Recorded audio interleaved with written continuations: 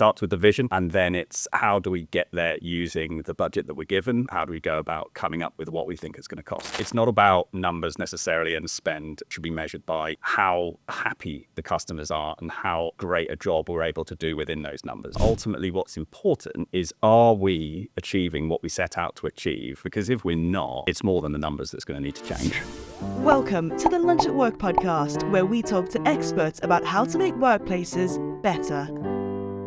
Nick, thank you so much for joining us on this episode of the Lunch at Work podcast, where we are talking all things finance and budgets. What does your workday look like? I'm the commercial director for BM. Can be very, very different. So client meetings is a small part of what I do. I move around seeing my managers, my teams, spending time with them, looking at strategy for their businesses, just generally spending time out in the business and seeing what I can do to have a positive impact on the various client locations. The other side, I work with the business development team specifically on the financials and commercial side of things with whatever RFPs and tenders we're working on at that time. Do you enjoy what you do? I really enjoy what I do, actually. It's nice to find a role that can allow me to work with numbers. It's the numbers and it's the science behind making businesses successful I really specialize in, and that's the part of the job I enjoy the most. I like that. I'm very creative. I'm not very numbers driven. Where does somebody like me, or actually anybody who wants to create a budget for whatever it is that they do, where do they start? It's always two sides to it. It's the data that you have or that you might need to get, and then it's what you're trying to achieve, what you're trying to build. It starts with the vision. What does the client need and expect? What do we want to create? What do we want to achieve? And then it's how do we get there using the budget that we're given? Or if there isn't a budget, how do we go about coming up with what we think it's going to cost?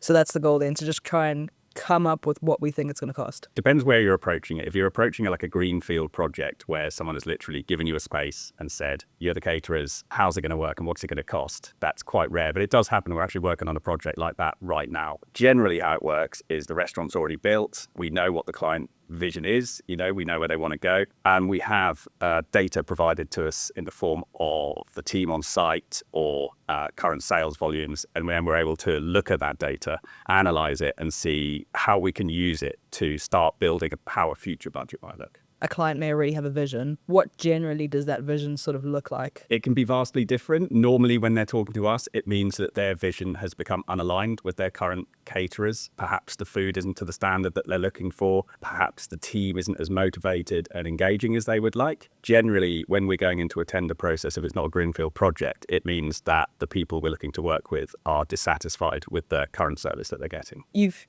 got some back data, you've got the vision. How do you make sure that you put a budget together that the client is going to be satisfied with? I look at it from two sides of things. I look at the kind of the macroeconomics and the microeconomics. So what's going on in the outside world that's going to influence or impact that budget? Examples of that could be inflation. It could be government legislation that's going to change the way we need to look at the costs. It could be any factors in the local kind of area, such as, costs on the high street or benchmarking that you need to carry out. And then once you've done that, you look at the kind of the more internal effects that a budget might need to consider. So what are the team earning? Do they need to be any pay rises? What's the tariff? What's the current food costs? All those kind of details need to act together. And then once you've kind of analysed all that, you can start thinking about what changes you might need to make. And then, of course, you have to consider whether, there might be a need to reduce costs. So a client could say, well, we're currently paying X, but actually our budget needs to be a little bit tighter than that. So what do you need to do to come in and make sure that that cost is reduced a little bit to give a better value? With what you just spoke about, things like inflation, things like national insurance,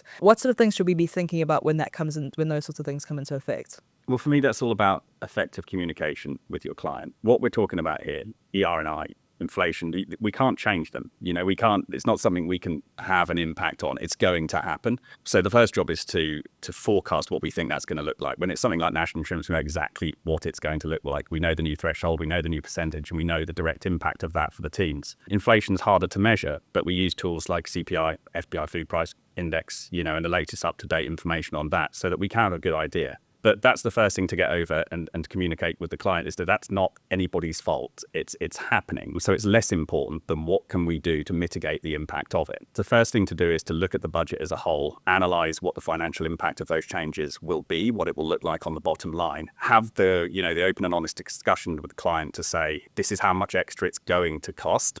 Is that okay? Some clients might say, absolutely, we love what you guys do, just continue. Most clients will probably say, actually, let's have a look at what we can do to mitigate the impact of those changes. You can't pay people less, they're just going to leave. You need to make sure that you're increasing their wages for not just the people on the kind of the national living wage and London living wage side of things, but also those further up the chain. You look at what you can change, is it going to be a tariff increase to mitigate the increases in food costs? Are you going to look at changes to the service, maybe doing something in a different way, changing the flow, changing the way the food is presented so that we might be able to kind of increase sales or something like that to increase the margins? It's difficult, but not impossible to mitigate the impact of those things as long as you work in proper communication with the clients. In theory, we know now how to mitigate that. How do you know when a budget's working well? Depends which way you look at it. For me, if the client is happy with the spend and if the team is engaged and doing a really good job and providing a really good service, and more importantly, the customers are super happy and loving what we do, then the budget's working. It's not about numbers necessarily and spend. A business can be measured in that way, but I think more importantly, it should be measured by how happy the customers are and how great a job we're able to do within those numbers. If a numbers or if spend is the only driver, then that can be quite a difficult place to be because it can be quite limiting for the caterer and for the teams really. But of course, if that is the main focus and that is the key driver for a client is to keep costs low, then you have to work within those parameters too. Is that what you mean by the human side of numbers? It is what I mean by the human side of numbers, because as I said, numbers can be changed, numbers can be rejigged, you can change different parts of the budget, but ultimately what's important is, are we achieving what we set out to achieve, which is great customer service, amazing food, and happy people using our services? Because if we're not, then it's more than the numbers that's going to need to change. This is the next lasting question for me. What is one thing that many, many people miss off of their budgets and then they've got to try and scramble and find the money for or make more sales later down the line? I mean, that depends who you're talking to. I would say in my experience, quite a common one is things like replacing equipment and equipment maintenance. Generally, where budgets go wrong or are overspent, it's when something happens that you haven't forecast. Now, you can be the best budgeter in the world. You could have considered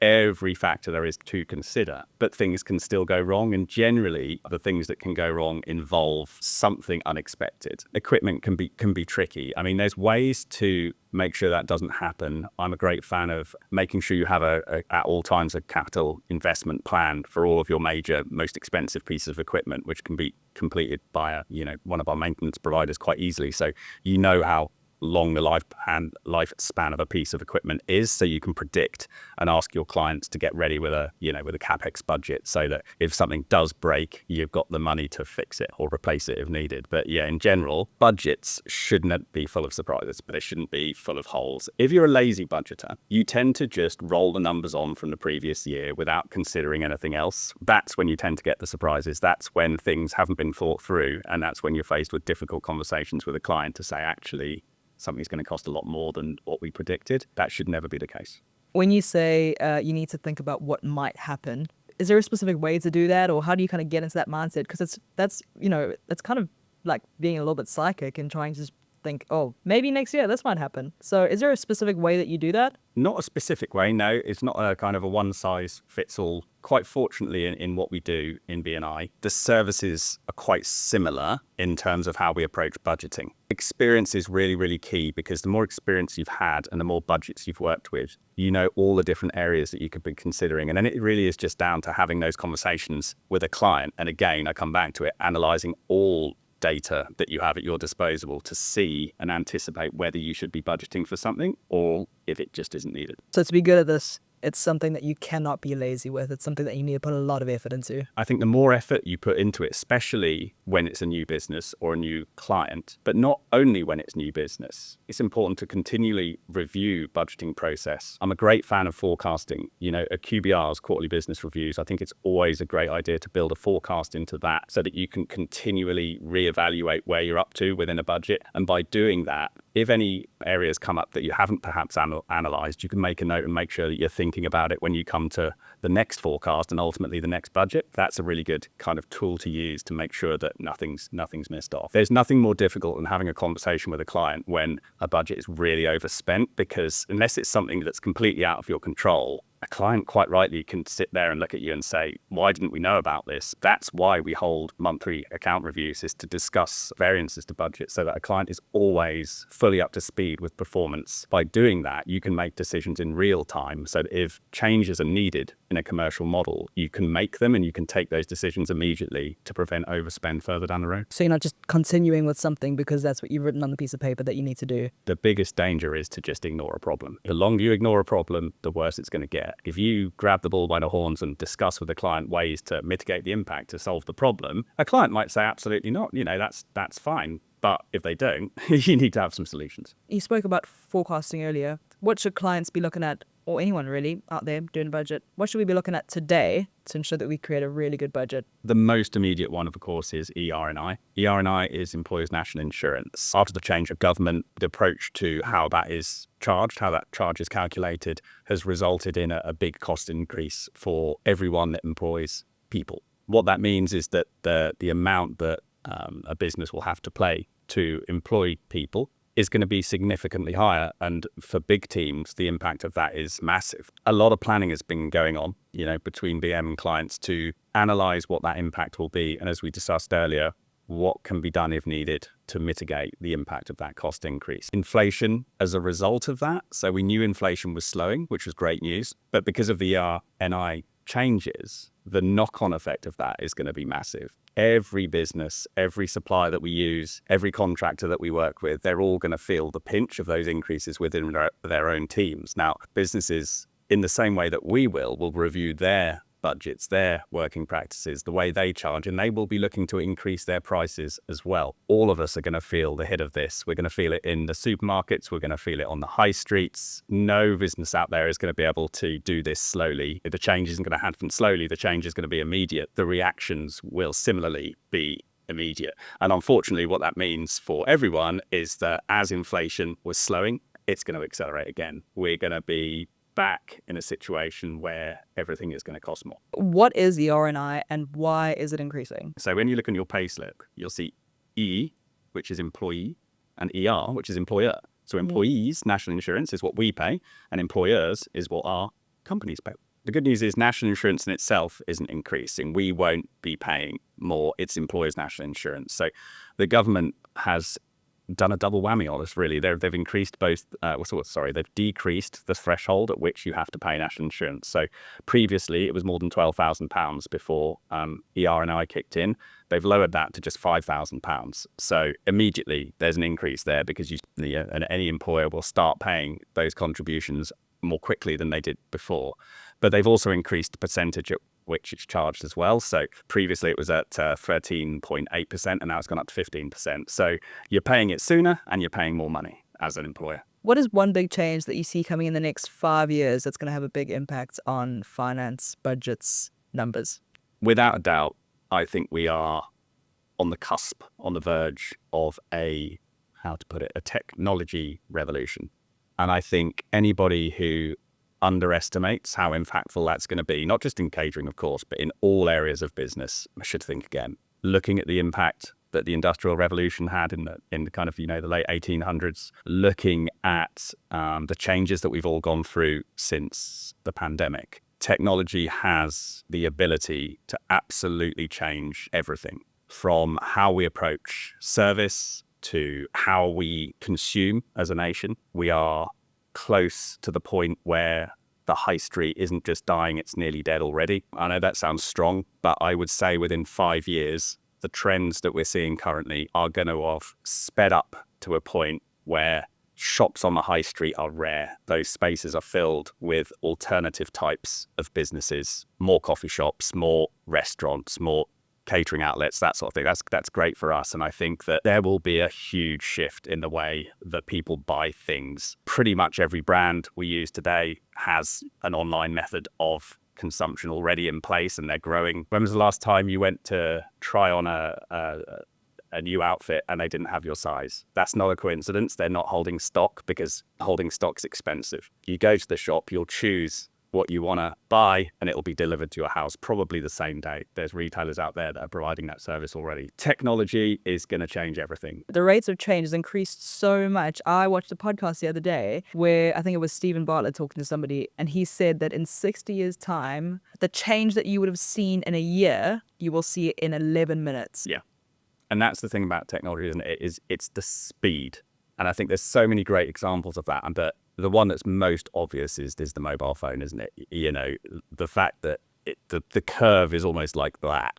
And that's what Stephen Bartlett was describing, is that when it gets to that upward trajectory, the rate of change is just going to get faster and faster. Catering is almost one of the nicest places to be as we go through this process, because service is service. And in some environments, whether it's a self-serve till like Amazon shops on a high street, in certain environments that might really improve the experience. You know, if you're in a car manufacturing plant and you need to feed 1,000 people in 20 minutes, it's great, right? Do you think there's going to be pushback from consumers as some of that change is forced upon us? There will be openings potentially for new retailers or existing retailers to bring that service back for more specialist suppliers, whether it's butchers or vegetable suppliers, whatever it is. Hopefully, and I really hope this happens, those places will start returning and to fill the gaps on the high street that the big retailers leave. Yeah, you'll have to pay a premium price for it, but there's plenty of people out there that will do that because they will not want the forced change that technology may or may not bring. Or it will become seen as kind of cool or old school, the fact that you're going to a place to receive some service from, have a conversation with somebody. It's like some people love to have a typewriter because they feel that that's a bit nostalgic and it makes them feel like closer to the words or whatever the case is. Never, ever underestimate nostalgia. If there's a catering facility or a restaurant or, you know, some sort of hospitality business that's losing money, where's the first place that they should look to try and get some of that back? Well, I guess the first thing you have to do is look at where the costs are and whether or not they can be controlled. That should probably be the place to start. Is it because that they're over ordering or letting food go to waste? Where have you found that that's happened in the past? It's definitely wastage. Yeah, food wastage, overproducing, buying ingredients that are not affordable, you know, within the costings that you've completed to set your tariff. But again, people, very, very frequently the reason for, you know, overspending in any restaurant or coffee shop or whatever it is absence within the team. And absence within the team creates areas that have to be covered. Covering people is expensive. And so it's so important to have a engaged and performing close-knit team, because if you have a great team that's performing and engaged, then absence is far, far more unlikely. That part of the business is always going to perform and prevent overspend. Once you've got that team in place, other costs to control is relatively straightforward. As long as you've got a manager who's got the finger on the pulse, then that's the first place to start. Once you've got that, it's all about growth. You've got to find every way possible to make money, to make profit. Anything you can do within the realms of your business to generate a margin is only going to lower the bottom line. You've got to try and do that at quite a speed, don't you? The faster, of course, you can control your costs and grow sales, the faster you're going to get out of trouble. What do you see being a really big threat over the next few years? A problem that I think we will face is wage compression. What is wage compression? In a time where we've experienced kind of unprecedented inflation, the rate at which wages have increased, so I'm talking minimum wage, national living wage, London living wage, has been rapid, which is a great thing. You know, in times of inflation, people need to be earning enough money, you know, to live. Where it becomes less positive is where clients or organizations have limited budgets and they find what we call in our industry or in business really smoothing difficult to palate. Is it possible to increase everybody else's wages by 10%? Maybe it is, but not necessarily year on year. And what we've seen since the global pandemic is those rates of pay have increased by 10%, 3-4 times in a row. It's slowed down a little bit now, but there's only so many times you can give an entire team a 10% increase before your budget's blown. Naturally, clients have looked to increase wages at different rates. And what's happened then is the smoothing isn't impactful as it once was. So your lowest earners are earning more and your highest earners are earning less, which is what we call wage compression. And over time, the gaps that used to exist for different levels of skill, different levels of training have been squashed. In the immediate kind of start of things wasn't that important, but now, and what that's going to cause is the best people or most people, skilled people, are going to gravitate to where businesses are able to pay more, where they have better budget. For the businesses that can't afford to do that, what happens to them? They either have to pay more money that they can't afford and effectively end up losing their catering offer, or they're going to lose their best people all of the time. As I said, as skilled people naturally move to the places that pay more money. You've also got a situation where potentially certain people's wages have been inflated beyond their skill set. And I don't mean that in a mean way. I mean that in a very realistic way, in that someone who perhaps is at a point in their career with a set of skills should be earning them X amount of money is actually earning significantly more. And what that breeds is laziness, a less likely attitude to want to move on. The ambition can be lost because they're earning enough money to get by, and therefore the rate at which they're motivated can be impacted as well. So I really think it's an issue, and I'm not really sure how we're going to fix it other than to continually kind of reassess and work with our people to ensure that they're in the right roles for where they should be in their career. Okay, Nick, final question, the big one, the fun one. If you had an unlimited budget, what is the first thing that you would buy for a restaurant? Location. You would buy a location. Prime real estate comes at a cost. And if you really want to make a business success and you can start with the absolute best location, then you've already ticked so many boxes. You've already set yourself in such a good stead to be a success. And whether that's, the best road in the area of London that you want to operate, or for me, is it the best beach near the coast to have your gastropub, whatever it is, you start and you get that location right, the rest is going to be easier. Well, Nick, thank you so much for joining us today. I have learned a whole load about the tech revolution and wage compression and, just loads of things about budgets and finance. So you've opened my mind and I really appreciate it. And I hope that everybody listening feels the same way.